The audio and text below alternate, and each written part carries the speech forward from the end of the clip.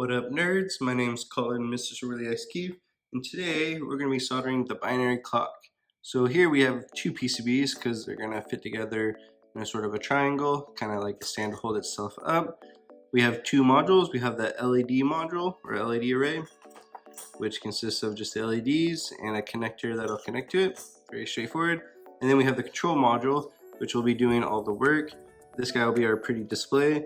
And we have a switch, we have our 9-volt battery that's going to come in through here, 3.3 volt regulator that's going to power the AT Tiny, the DS3231 real-time clock module, and the resistors that will connect to our LEDs that will connect through the connector. That again will kind of stand in a little bit of a triangle.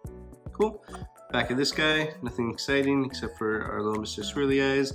And if you notice here that it shows the silk screen for the battery on the bottom, that's because our intention is to connect the battery through the bottom, so it'll protrude out through here. We'll solder it, and then we'll bend the wires here, and then I recommend putting a little bit of hot glue or so to kind of keep it nice and stuck, because if you bend the wires too much, they'll break.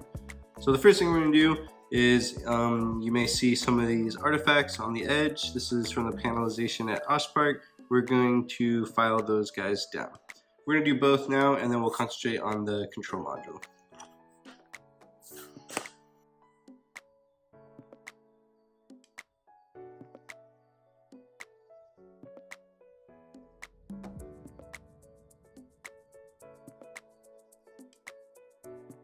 Good. Double check that it's nice and smooth. Feel free to spile it down more if you wish. Next, we're going to do the control module.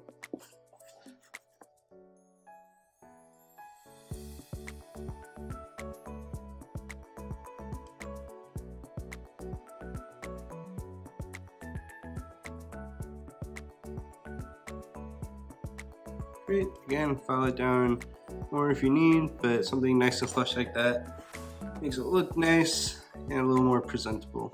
Cool. So next thing we're going to do is we're going to put away the LED array for now. We'll do that last, and we're going to work on the control module.